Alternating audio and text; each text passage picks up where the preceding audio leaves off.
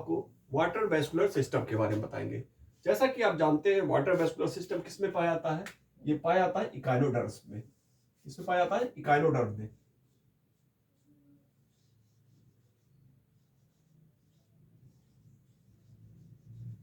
और water vascular system का दूसरा नाम क्या है? एम्बुलाकर सिस्टम।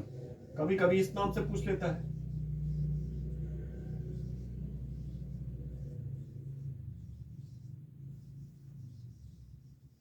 इसको और क्या कहते हैं? एम्बुलाकर सिस्टम। वाटर वेस्कुलर सिस्टम और वाटर कैनाल सिस्टम जो पॉलीफेरा में पाया जाता है, दोनों में कंफ्यूजन होता है। वाटर कैनाल सिस्टम पॉलीफेरा में है, वाटर वेस्कुलर सिस्टम किसमें है? इकाइनोडर्मिटा में है। चलिए आज वाटर वेस्कुलर सिस्टम के बारे में देखते हैं। अगर इसके स्ट्रक्चर को देखें तो कैसा होता है? पेंटागोनल होता है। कैसा होगा ये? पेंटागोनल होगा।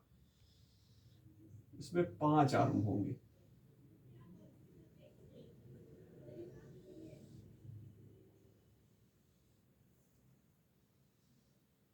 इसके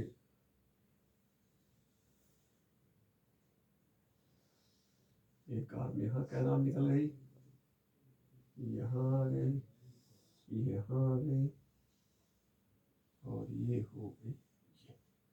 ठीक है, अब इसमें देखते हैं एक स्ट्रक्चर ऐसे यहाँ निकला होगा।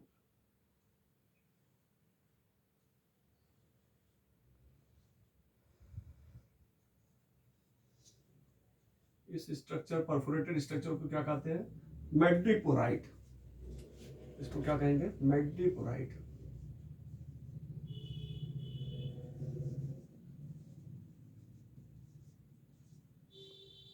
और जो ये कैनाल है, इससे कुछ स्ट्रक्चर निकले होंगे, उनको बना देते हैं।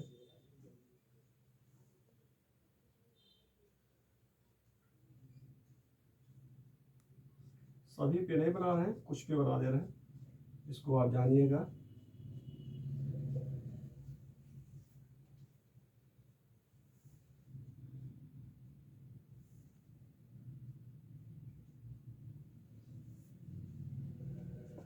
और जो स्ट्रक्चर है वो बन रहा है इसमें ये।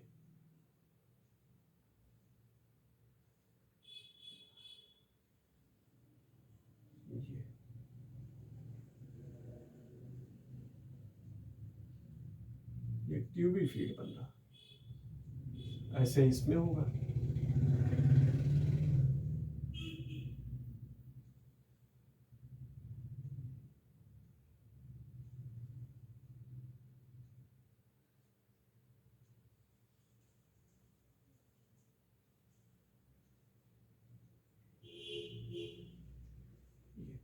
ठीक है, इसी तरह सभी पे होगा। तो अब 2 पे ही बना दिए। ठीक है, अब इसमें देखते हैं ये अंदर की तरफ कुछ स्ट्रक्चर पाए जाते हैं।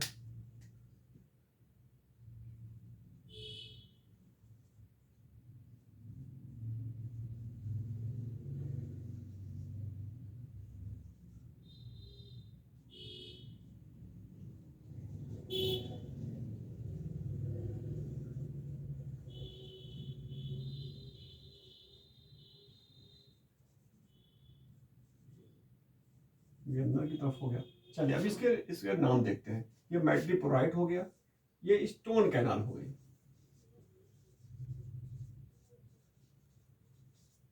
और ये हो गई रिंग कैनाल,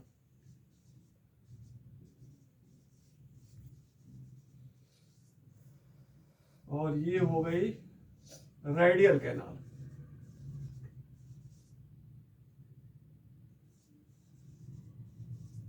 और रेडियल कैनाल के बाद ये हो गई लैटरल कैनाल।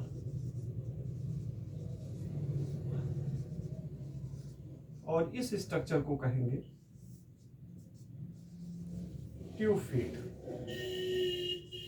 ठीक, और ये जो स्ट्रक्चर है इसको कहेंगे टाइट स्पैन। Tight man.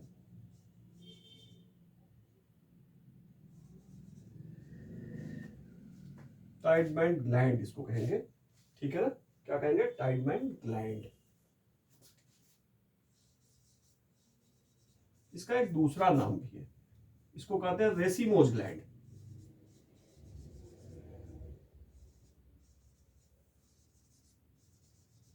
आप इस इन्फ्लोरेसेंस प्लांट में पढ़े होंगे रेसिमोज इन्फ्लोरेसेंस, ऐसे इसमें क्या है रेसिमोज ग्लैंड, इसीलिए पूछ लेता है।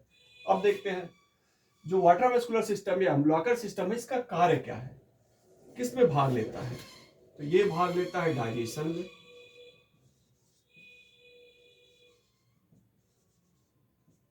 रिस्पायरेशन में,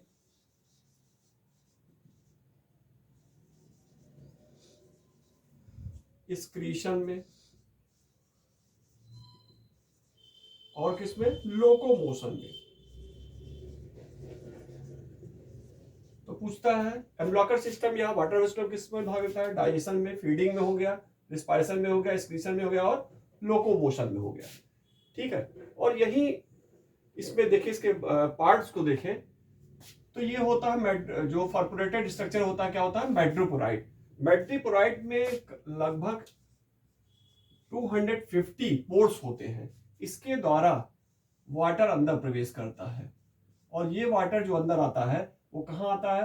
रिंग कैनाल में। किस में आएगा? रिंग कैनाल में। और रिंग कैनाल से वाटर फिर किस में जाएगा? रेडियल कैनाल में। और रेडियल कैनाल से फिर वाटर जाता है इसमें लेटरल कैनाल में, और लेटरल कैनाल में ट्यूबी फीट के द्वारा बाहर आ जाता है। ठीक है, तो इस प्रकार हम देखते हैं पानी कहां से कहां आ रहा है। तो इसका नाम ही ट्यूबी फीट है। ट्यूब फीट, फीट मतलब चलना, ये लोकोमोशन में मदद करता है।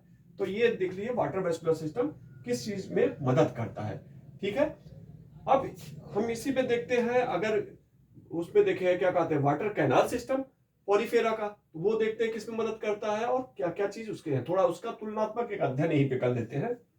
अब देखते हैं वाटर कैनाल सिस्टम, यहीं पे तुलनात्मक अध्ययन कर लेते हैं वाटर कैनाल सिस्टम।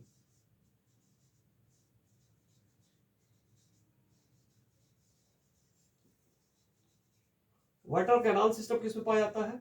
पोरिफेरा में।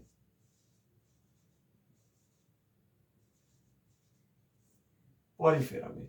अब इसको देख लेते हैं।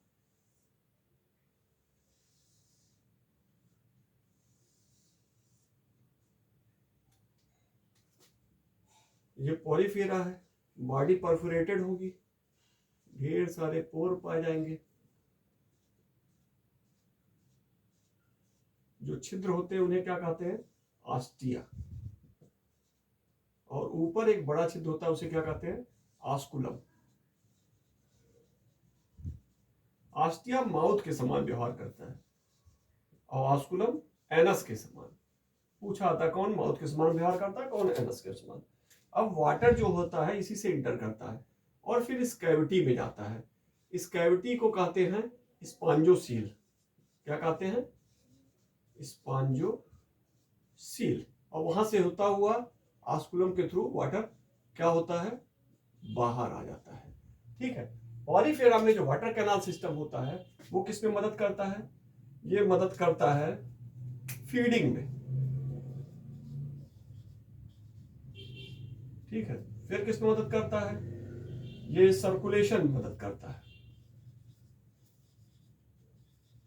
एक्सक्रीशन में मदद करता है। सर्कुलेशन ना कह सकते हैं, फीडिंग कहिए, एक्सक्रीशन कहिए, और इसको और कह सकते हैं हम रिप्रोडक्शन में।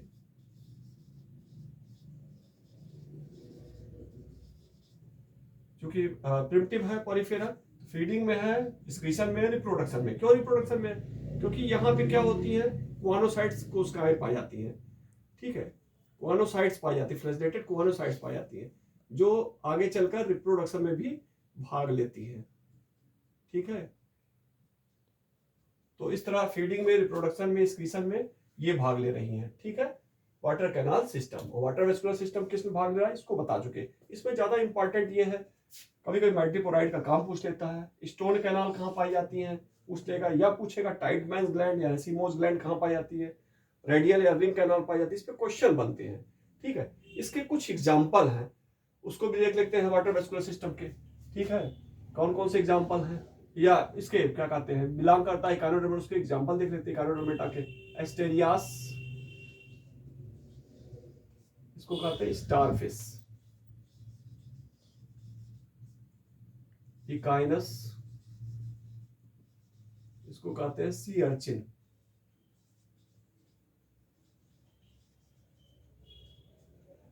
फिर है होलोथ्यूरिया,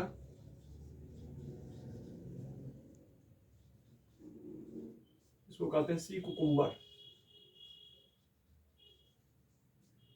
ठीक है, या कुकुमेरिया, कुकुमेरिया भी कह सकते हैं, सी कुकुम्बर, ठीक है ना।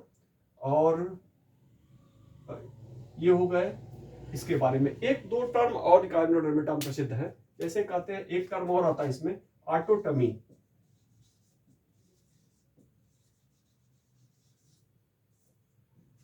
ओफ्यूरिया भी है इसमें, ब्रिटेन स्टार कहते हैं, ठीक है। आटोटमी क्या होता है? कुछ इकाइनोडर्मेट जैसे स्टार फिश ही है, ठीक है, ब्रिटेन स्टार है, वो क्या करते हैं अपने बॉडी पार्ट को जब किसी विपरीत कंडीशन में देखते हैं या भय के फ्राइटेंड कंडीशन में, तो अपने बॉडी पार्ट को तोड़ देते हैं। इसी को क्या कहते हैं? आटोटमी। आटो मतलब सेल्फ, टमी मतलब बॉडी पार्ट, अपने बॉडी पार्ट को तोड़कर गिरा दे। कब? फ्राइटेंड कंडीशन में या विपत्ति के कंडीशन में, तो इसे क्या कहते हैं? आटोटमी। एक करेक्टर और पाया जाता है इसमें, वो भी नामी है, देख लीजिए।